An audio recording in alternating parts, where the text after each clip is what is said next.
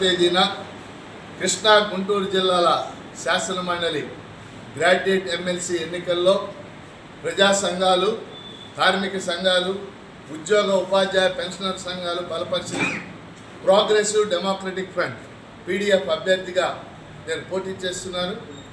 కృష్ణా గుంటూరు జిల్లాలకు సంబంధించిన గ్రాడ్యుయేట్ ఓటర్లు అందరూ తమ తొలి ప్రాధాన్యత ఓటు నాకు వేయవలసిందిగా మీడియా ద్వారా విజ్ఞప్తి చేస్తూ ఉన్నారు. 2007వ సంవత్సరంలో శాసన మండలి తిరిగి పునరుద్ధరించిన తర్వాత టీచర్స్ గ్రాడ్యుయేట్ నియోజకవర్గాల నుండి 7 మందిని గెలుపొందాం. చుక్కా రామయ్య, ప్రొఫెసర్ నాగేశ్వర్, నేను, బాలసుబ్రహ్మణ్యం తదితరులు. ఈ 7గురం కూడా ఆ రోజున పీడీఎఫ్ ప్రోగ్రెసివ్ డెమోక్రటిక్ ఫ్రంట్ ఏర్పడి పనిచేస్తున్నాం. గత 18 సంవత్సరాల్లో 14 మంది ఎమ్మెల్సీలుగా గెలుపొందటం జరిగింది. ఈ 18 సంవత్సరాలుగా మేము ఉద్యోగులు, ఉపాధ్యాయులు, పెన్షనర్లు, కార్మికులు, నిరుద్యోగులు, కౌలు రైతులు, అంగన్వాడీలు, ఆశాలు, రైతాంగం, ఇరిగేషన్, ఇలా ఏ ఇష్యూ ఉన్నా సరే శాసన మండలిలో ప్రస్తావించాం. వాయిదా తీర్మానాల ద్వారా ప్రభుత్వం దృష్టికి తెచ్చాం, ప్రభుత్వాల మీద ఒత్తిడి తెచ్చాం. అలాగే శాసన మండలి వెలుపల ఆయా సంఘాలు చేసే ఉద్యమాలకి మేము సంపూర్ణ మద్దతు ఇవ్వటం జరిగింది. జిల్లా పరిషత్ సమావేశాల్లోని కృష్ణా గుంటూరు జిల్లాల అభివృద్ధికి సంబంధించి అనేక విషయాలు లేవనెత్తడం జరుగుతుంది.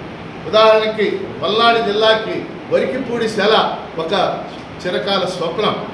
వరికిపూడి సెలకు సంబంధించి అనేక సార్లు నేను శాసన మండలిలో జిల్లా అభివృద్ధి సమీక్షా సమావేశాల్లో మాట్లాడటం జరిగింది. అలాగే పల్నాడు జిల్లాలో ఒక పీజీ సెంటర్ పెట్టాలి, డిగ్రీ కాలేజీలు పెట్టాలని కూడా అనేక ప్రతిపాదనలు చేయడం జరిగింది. అందువల్ల గత 14 సంవత్సరాలుగా కూడా నేను ఈ ఆయా రంగాల్లో ఉన్నటువంటి ఇష్యూస్ని ప్రభుత్వాల దృష్టికి తెచ్చి పరిష్కరించడానికి ప్రయత్నం చేశాను. ఈ క్రమంలో జరుగుతున్న ఈ ఎన్నికల్లో కృష్ణా గుంటూరు ఉమ్మడి జిల్లాలకు సంబంధించిన గ్రాడ్యుయేట్ ఓటర్లు అందరూ తమ తొలి ప్రాధాన్యత ఓటు వేసి గెలిపించాలని హృదయపూర్వకంగా కోరుతున్నాను. 14 సంవత్సరాల్లో సార్ మీరు సాధించిన విజయాలు ఏమన్నా? అంటే అనేక రంగాలు ఉన్నాయి, అనేక రంగాలకు సంబంధించి అనేక విజయాలు. ఉదాహరణకి విద్యారంగానికి సంబంధించి మేము ఎన్నికయ్యే నాటికి ఉపాధ్యాయులు 2 ఏళ్ళు అప్రెంటిస్ విధానం చేయాల్సి వచ్చింది.